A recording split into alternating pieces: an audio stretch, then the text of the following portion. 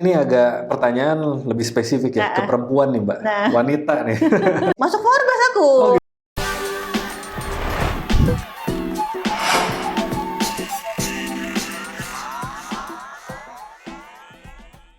Mbak Leti, makasih nih udah mau podcast lagi. Sama-sama.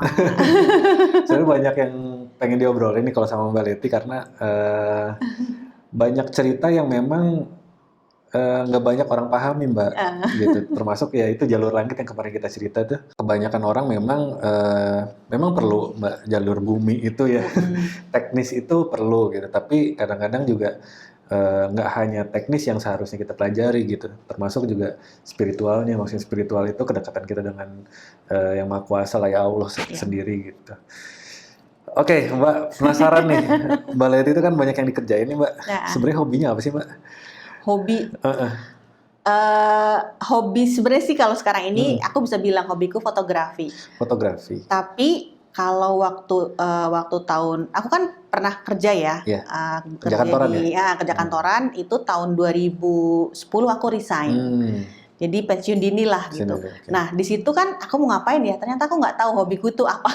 Oh gitu. Hobiku apa gitu? Karena mungkin udah sibuk kerja gitu ya. Jadi kayaknya nggak sempat mikirin. Akhirnya di situ aku nyoba nih ngerjain berbagai macam hal gitu, kursus, mulai dari kursus bikin perhiasan aku pernah loh. Perhiasan? Kursus bikin perhiasan tuh yang cincin gitu pernah. Ternyata kayaknya nggak seneng. Terus kursus make up juga pernah, kursus bikin hijab pernah. Terus akhirnya suatu saat kan aku suka ngopi tuh dulu, suka ngopi. Biasalah kan kopi itu cakep-cakep gitu ya. Aku foto pertama pakai handphone doang. Iya benar, latte art ya. Itu cuma pakai handphone doang. Tapi kok kayaknya seru ya. Nah, dari situ sebenarnya yang aku pingin ikutin adalah workshop kopi gitu. Aku nemu tempat workshop kopi, cuman ternyata dia kayak bundling gitu loh. Jadi workshop namanya Coffeetografi waktu itu. Jadi kopi sama fotografi. Jadi setelah dia bikin kopi gitu kan, terus bikin latte art, kemudian diajarin juga fotonya. Nah, kan disuruh bawa kamera. Aku belum punya kamera. Padahal itu udah hobi sebenarnya. Belum, itu belum. Baru hobi kopinya doang. Mencari foto, ini hobi akhirnya, ya. Bawalah kamera kan. Ya udah, ternyata pas dilihat, loh, kok kayaknya seru gitu loh. Akhirnya mulailah. Aku kan orangnya seneng hal baru ya. Karena ini hal baru aku cobain gitu. Ya udah, ternyata seru gitu fotografi itu. Nah, fotografi itu kan sebenarnya genrenya banyak ya. Salah satu yang awal itu aku namanya still life fotografi. Jadi itu foto-foto benda tuh. Kenapa? Karena ya aku kan cuma di rumah doang kan. Jadi foto-foto di sekitar. Nah, ternyata fotografi itu kan banyak genrenya. Nah, karena aku orangnya bosenan. Aku tuh orangnya bosenan gitu. Bosenan sama suka hal yang baru. Aku nyoba genre yang lain. Nah, salah satunya misalnya fotografi waktu itu landscape fotografi. Jadi kita mau moto pemandangan. Nah, itu sebenarnya inline tuh sama hobi lainnya, traveling kan, suka traveling. Mulai nemu lagi nih hobinya. Jadi sambil jalan-jalan sambil moto. Ternyata suka juga. Nah, udah waktu itu ambil landscape fotografi, terus mulai nih bosen nih. Nyoba lagi genre foto yang lain. Jadi dari beberapa genre tuh aku udah cobain semua tuh fotografi. Ada yang namanya human interest, udah aku cobain. Ada yang namanya makro fotografi, kemudian aerial fotografi, street fotografi itu udah aku cobain. Tapi karena dia itu masih masuk ke hobi, tetap balik lagi ke passion ya.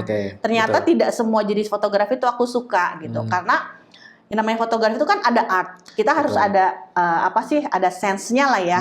Nah, ada jenis fotografi yang ternyata aku tuh blank gitu. Aku nggak tahu mau bikin foto apa gitu. Jadi sampai saat ini kalau ditanya hobi aku apa, fotografi, dan emang ada beberapa genre yang aku suka. Di antaranya still life aku suka, kemudian ada landscape fotografi, jadi dia tuh foto pemandangan gitu. Aku suka sama human interest, jadi yang foto-foto manusia, sama terakhir aerial fotografi. Jadi itu foto dari tampak udara pakai drone. Nah, cuman yang buat aku takjub dari semua jenis genre itu adalah aerial. Karena dari drone itu kan ada angle yang tidak semua manusia bisa lihat. Jadi dari angle atas gitu. Jadi memang kadang suka takjub gitu. Karena angle yang dari kita biasa lihat dengan angle atas tuh bisa jauh beda gitu. Jadi takjub gitu. Kok bisa bagus gitu. Nah, jadi itulah perjalanan hobiku. Jadi baru aku tahu tuh, jadi aku mulai fotografi tuh emang di 2017. 2017 ya? Itu. Nah, dengar-dengar kan kemarin fotonya sampai sempat dijual tuh di luar. Kok bisa? Jadi nah itu ada cerita sendiri tuh. Jadi di fotografi itu kan emang kayak ada apa? Aku ikutin satu aplikasi yang kayak lomba-lomba foto lah gitu. Sebenarnya itu iseng aja gitu. Itu juga diawalinya gini. Tetap ya jatuhin omongan ya. Jadi ceritanya itu kan aku lagi searching temanku nih di Google gitu kan. Aku pengen lihat temanku status pokoknya terakhirnya kayak apalah di mana. Bisa tulislah namanya gitu. Klik. Ternyata mungkin dia kayaknya banyak punya kegiatan yang diliput sama koran ya. Jadi banyak tuh di berita ini. Ih, banyak juga kegiatan. Akhirnya aku iseng coba googling Letty Liza gitu kan. Nggak ada. Aduh, aku nggak ada di mana-mana. Cuman FB sama Instagram. Udah nggak ada berita. Aduh, kasihan banget ya. Akhirnya bilang one day aku bilang gitu, namaku akan ada di Google, aku bilang gitu. One day namaku ada di Google gitu. Nah akhirnya tarikan juga. Ikut lomba-lomba kan. Ternyata ada salah satu lomba yang waktu itu kerjasama sama PBB, ulang tahun PBB yang ke-75. Di situ aku masuk kan konsepnya mereka tuh udah lomba ada sekitar 50.000 foto yang masuk dari seluruh dunia ya. Di press jadi 75 foto, di press lagi jadi 50, di press akhirnya jadi sebenarnya dari 1 2 3. Aku dapat yang kedua. Alhamdulillah. Aku ranking kedua dari 50.000 foto seluruh dunia aku. Habis itu diliput dong. Gitu. Diliput Forbes. Masuk Forbes aku. Gitu. Namaku ada di Forbes. Foto apa itu Mbak waktu itu? Waktu itu foto anak kecil di desa. Jadi aku milih karena waktu itu kan temanya ya? temanya adalah the world we want gitu kan. Jadi dunia apa sih yang kita inginkan? Ya waktu itu kan aku mikirnya aku sempat moto 2 anak SD lagi jalan di desa, jalan pedesaan, di belakangnya ibunya masing-masing gitu kan. Agak jauh, mereka bergandengan tangan sambil ngobrol. Nah, maksudnya kan itu kan tenang ya buat anak-anak tuh. Sekarang kan kayaknya berita-berita tentang anak kan suka miris gitu ya. Iya, aneh-aneh lagi. Jadi emang pengantar aku tuh emang bilang bahwa the world yang kita inginkan tuh adalah tempat yang memang aman buat anak-anak untuk bermain dan belajar. Itu aku bilangnya. Ya udah dapat juara 2, kemudian sempat dicetak dan dipamerkan di PBB di New York. Terus di-mention sama Guterres ya waktu itu, ketua PBB. Jadi ketua PBB dari 75 tuh dia mention 5 foto. 2 dari Indonesia, yang 3 dari luar saya nggak tahu. Ada 2. Nah itu nama saya di-mention sama dia, ini foto saya sama Guterres. Di-mention sama UNICEF, di-mention sama, pokoknya waktu itu banyak banget. Jadi akhirnya saya ketik nama Letty Liza di Google. Muncul. Banyak banget. Dari fotografi. Dari fotografi atau dari batin? Iya, mungkin ketarik ya. Awalnya ngebatin dulu gitu. Iya, emang saya mikir gitu. Aduh sedih banget gitu kan. Pas diketik nggak ada namanya. Udah pernah belum ngetik nama sendiri? Pernah. Ada kali ya? Kalau aku nggak ada sama sekali. Suatu saat namaku ada di Google. Ya udah, aku cuman nggak merhatiin ya. Itu berapa bulan setelah aku ngomong. Tapi akhirnya muncul. Gitu. Itu pencapaian yang menurut aku istimewa lah buat aku.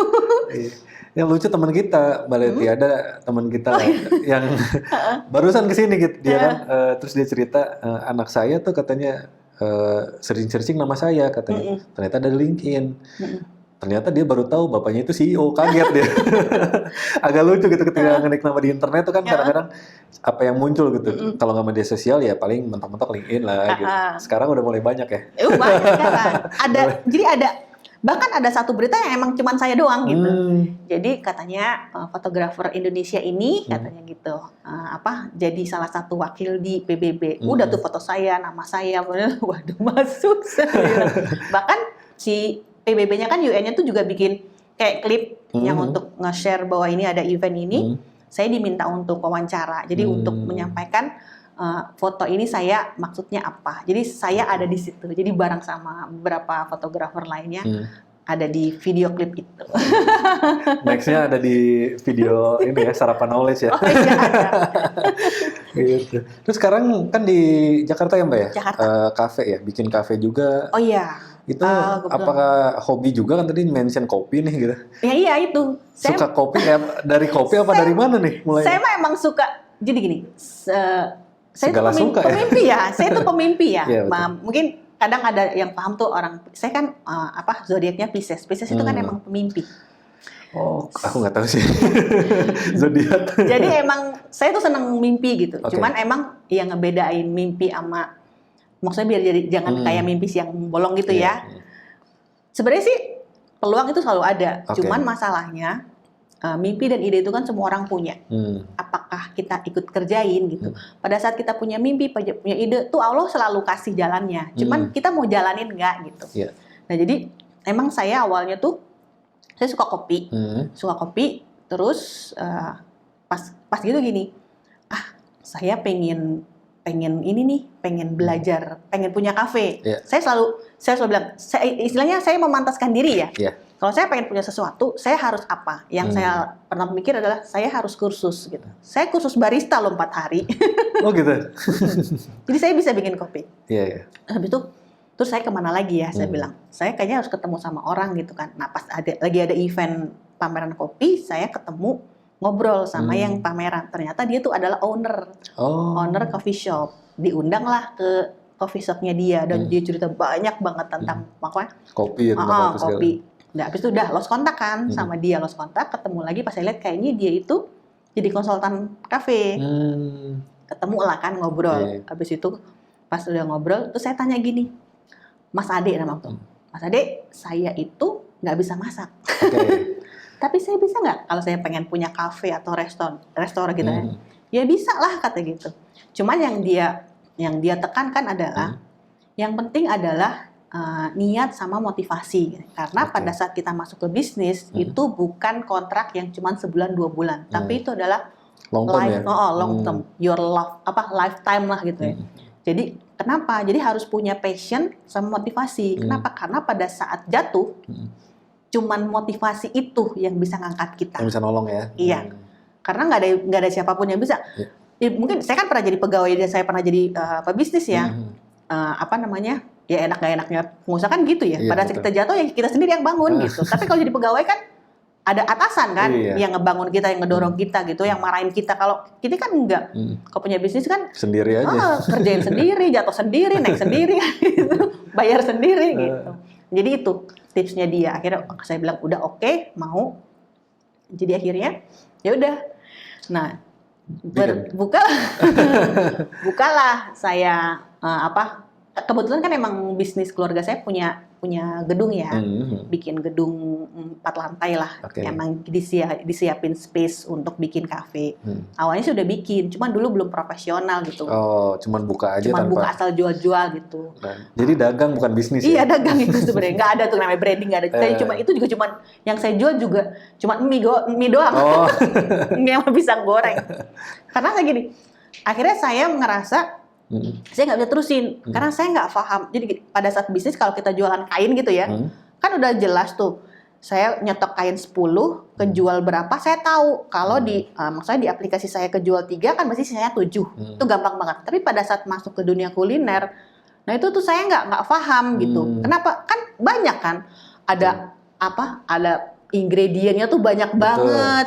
Maksudnya gimana biar nggak boncos nih, kehilangan lah stok apa-apa. Akhirnya makanya saya stop. Kenapa? Saya nggak bisa kontrol di situ. Nah setelah ketemu teman saya itu baru saya paham gimana cara ngontrol tuh bahan baku gitu. Bahan bakunya sekian, penjualan sekian, lurus enggak. Nah itu baru karena emang tetap ya walaupun ada jalur langit, tetap buminya juga harus dipijak gitu. Betul. Jangan terbang gitu. Terbang terus gitu kan, kebablasan gitu. Betul. Jadi tetap kaki saya tetap napak di bumi. Ya tetap harus belajar. Tapi ngomongin jalur langit sama jalur bumi memang harus sejalan sih Mbak. Walaupun kita dalam tanda kutip nih bergantung sama Allah itu memang harus. Cuman ya tetap skill kita tetap belajar juga gitu. Nah sebenarnya yang ini booster gitu. Booster ketika kita punya Allah ya semua lancar gitu. Nah sekarang kita punya Allah tapi kitanya diem aja gitu, agak bingung juga. Ya makanya kayak mau lancarinnya lewat mana nih, jalurnya kemana gitu. Iya kayak manusia kan, nggak cuma minta doang gitu kan. Tapi kalau misalnya minta rezeki tapi kita di rumah aja kan, ya nggak kemana-mana lah ya gitu. Karena kita manusia biasa gitu loh, bukan nabi atau bukan apa yang minta tiba-tiba ada di depan. Gitu. Nah itu kan ibarat kayak keran air nih Mbak. Kalau kerannya kita udah bisa buka nih, di jalur langit bisa kita buka. Nah kalau nggak ada wadahnya tetap aja kemana gitu. Gitu. Nah ngomongin teknis sedikit Mbak, kan tadi ada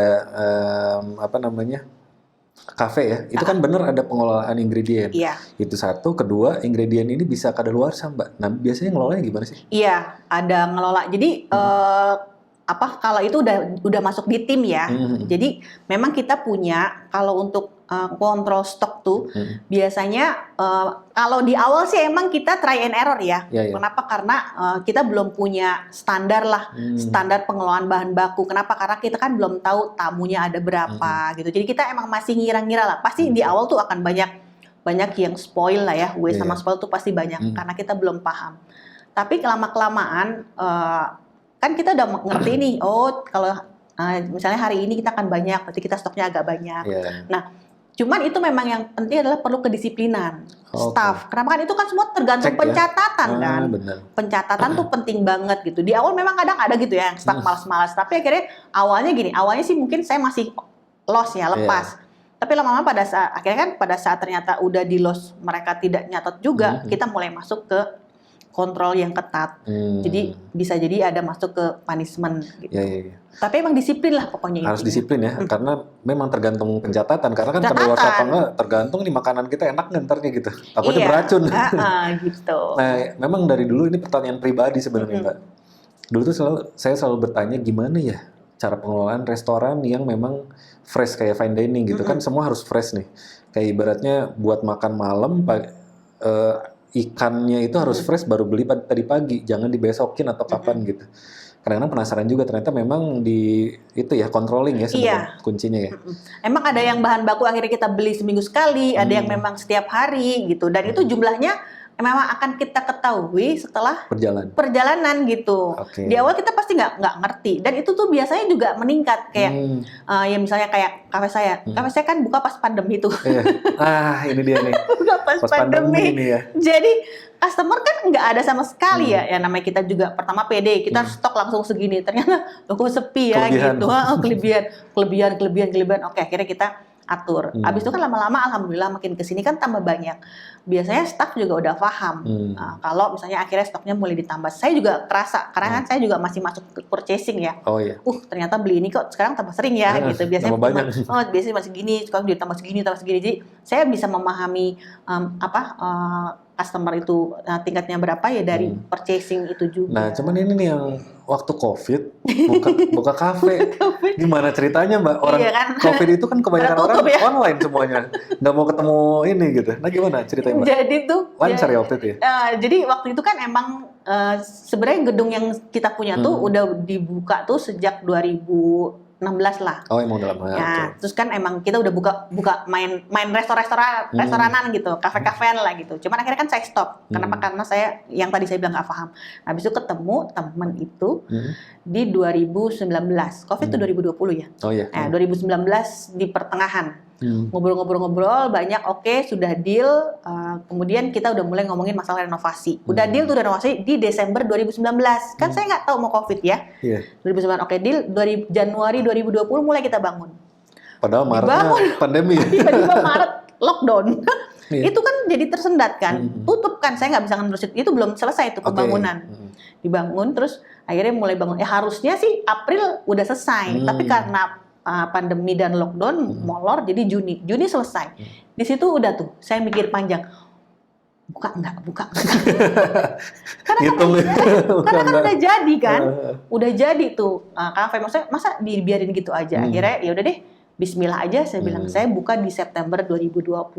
Udah berasa banget gitu, apalagi maksudnya udah brand baru gitu kan, brand baru.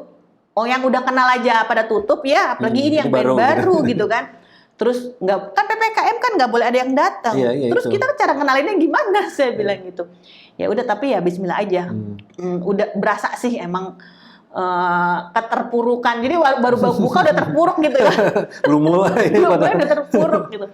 Jadi sampai yang cuman sehari 100.000 tuh kerasa tuh, sehari 100.000. Padahal pegawai aku lumayan banyak kan.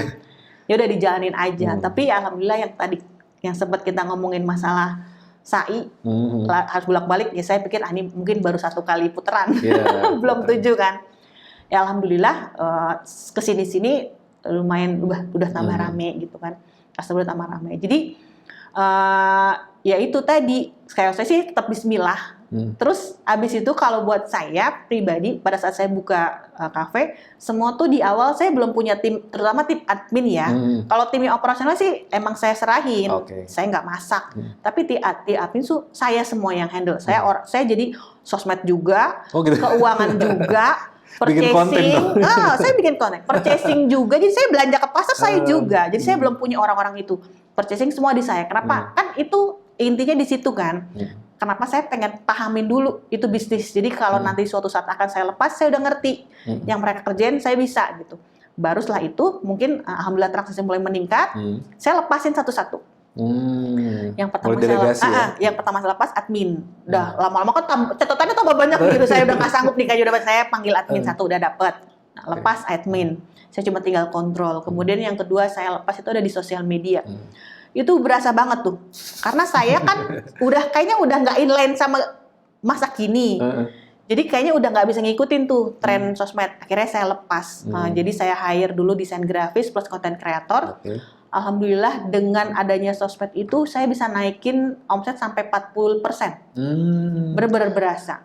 Ternyata segitu gitu loh pengaruhnya. Ada fokus juga dan ditambah booster dari media sosial. Abis itu saya lepas, abis itu purchasing. Sekarang saya udah lepas purchasing karena udah tambah banyak. Saya nggak sanggup sendirian. Biasanya saya purchasing saya sendiri.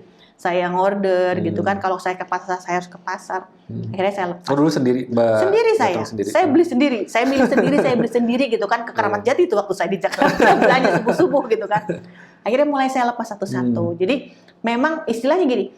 Kan kalau perusahaan baru berdiri kan kayak bayi ya. Iya betul. Kan nggak mungkin tiba-tiba langsung bayinya suruh saya suruh makan sendiri kan. Betul. Pasti masih saya suapin dulu, saya yang mandiin dulu gitu. Saya gitu karena kan saya paham. Setelah mungkin dia gede, saya udah ngerti kan. Jadi saya tahu siapa yang harus nyuapin dia, siapa yang harus mandiin dia. Lama-lama akhirnya dia mandi sendiri gitu kan. Betul Mbak. Karena kemarin kita bahas sama Kang Ervan di sesi video yang lain, itu memang kebanyakan kesalahan business owner itu mereka seakan-akan ketika dia meng-hire seseorang dianggap mengerti.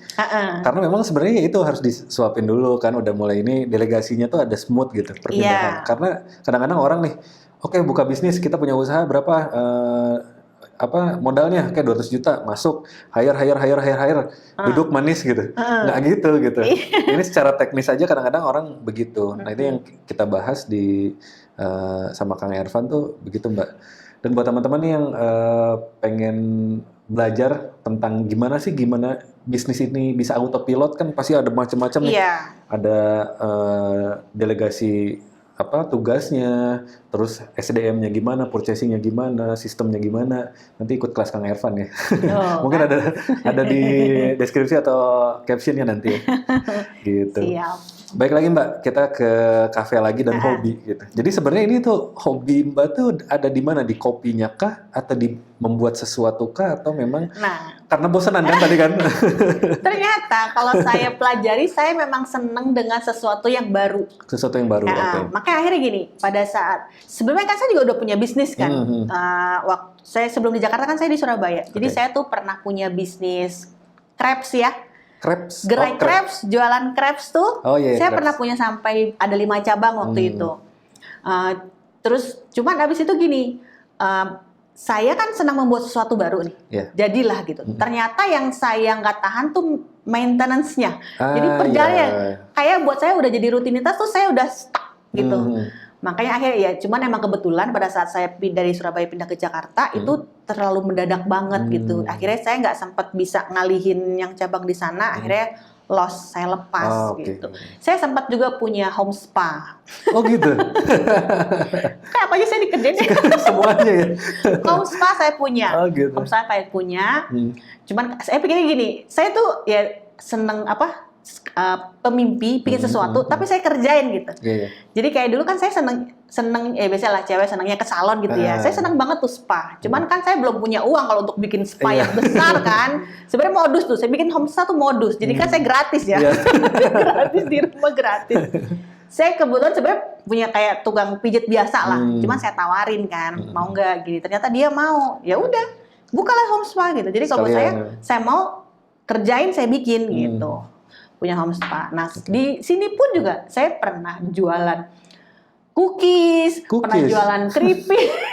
Segala ya, Pernah bikin senam. Saya pernah bikin senam juga. Senam? Senam. Karena kan saya punya gedung kan. Oh, oke. Saya punya senam. Itu modus juga. Jadi kan saya gratis. Senamnya gratis. Cuman memang kalau saya sih, kalau orang akhirnya kan emang ada yang beberapa yang tidak saya lanjutkan. Orang mungkin bilangnya kegagalan. Kalau saya enggak.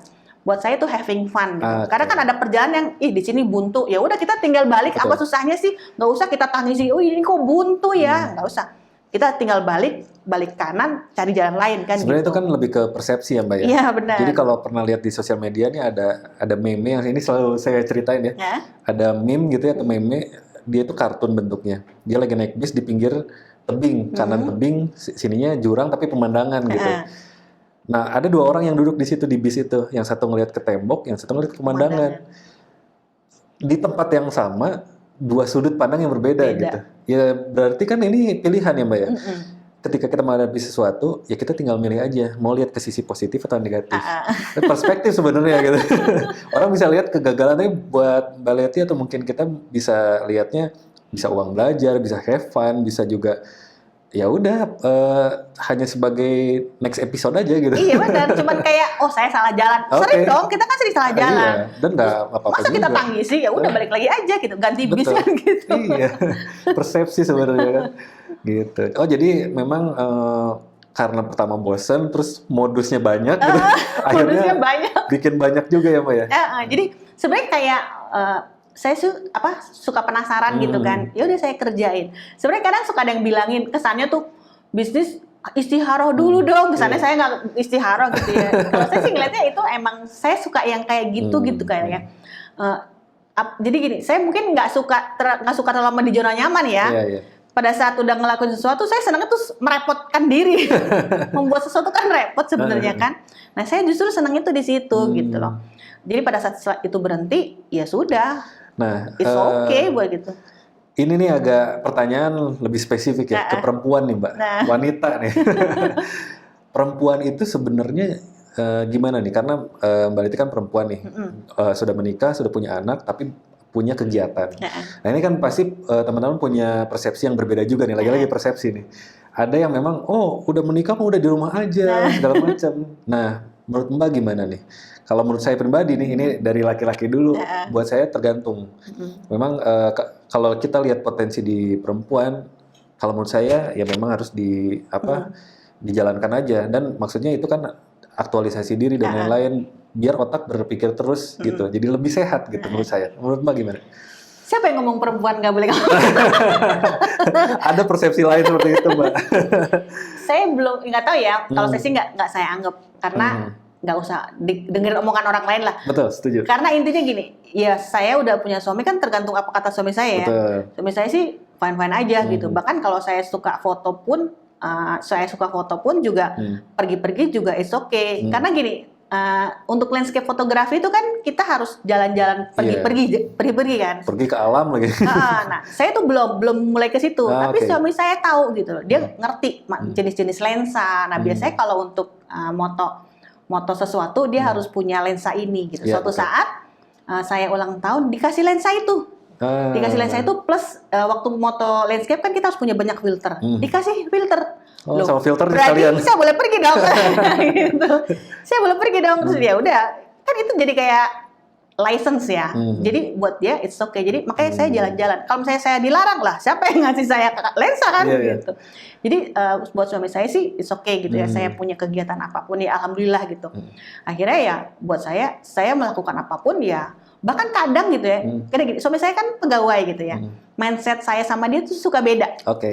Jadi kalau dari sisi saya buat saya kalau ngelihat satu peluang bisnis itu yang saya pikirin adalah tujuan akhir. Saya dapat omset, dapat untung kan gitu. Kalau suami saya enggak, dia dari sisi negatif. Jadi dia langsung gini, kalau misalnya bilang, saya buka kafe. Dia bilang, kan yang beli siapa?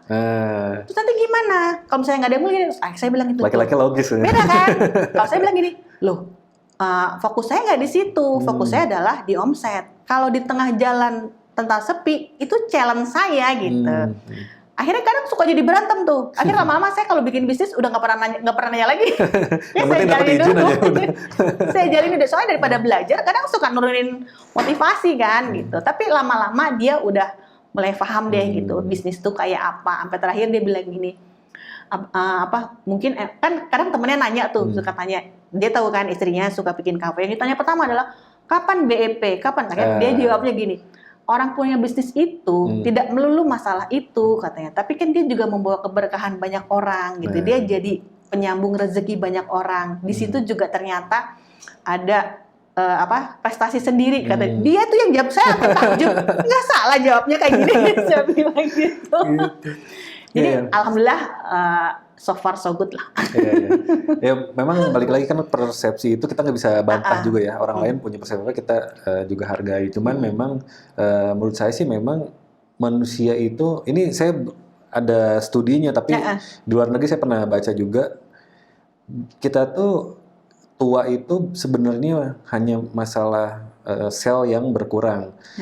Tapi gimana caranya ketika kita tua dan menjadi sehat, itu sebenarnya ada aktivitas. Aktivitasnya bukan hanya fisik. Fisik juga oke. Memang itu nomor satu. Fisik bergerak itu membuat tubuh kita kan ada regenerasi sel kan. Yang kedua itu otak. Otak itu berpikir. Dipakai jadi gitu ya? Dipakai. Dan saya pernah baca itu pria di Singapura, kalau nggak salah itu umur 90 berapa, dia tuh masih jadi CEO. Padahal secara fisik ya mungkin kurang. Tapi dia tiap pagi jalan kaki walaupun lambat gitu. Tapi dia tuh alasan dia kenapa saya pengen masih menjadi CEO. Sebenarnya ini saya bisa kasih ke orang lain dan duitnya pun udah cukup banyak gitu. Dia bilang karena saya perlu berpikir katanya. Karena ketika berpikir ini kan regenerasi semua tubuh bekerja kan gitu. Nah mulai dari situ akhirnya saya berpikir juga, balik lagi ini budaya ya. Karena budaya di Indonesia kebanyakan itu maaf nih koreksi kalau salah. Ya ketika sudah wanita ketika sudah menikah ya ada yang udah jadi rumah aja gitu. Ada yang memang masih berkreasi. Kreasi itu bisa macam-macam, bisa bisnis, bisa olahraga, bisa jalan-jalan. Walaupun ibu rumah tangga kan ada aja yang kemana gitu. Menurut saya itu penting sih Mbak. Setuju. Karena itu bikin sehat pertama. Ini kedua, siapa istrinya? Beruntung kalau gitu. Menurut saya begitu. Gitu. Jadi terima kasih Mbak Leti udah sharing tentang hobinya, tentang yang aktivitasnya gitu ya. Buat teman-teman semoga menjadi inspirasi ya. Kedepannya juga mungkin ada cerita-cerita lagi yang lebih menginspirasi teman-teman semua. Terima kasih Mbak Leti. Sama-sama. Assalamualaikum.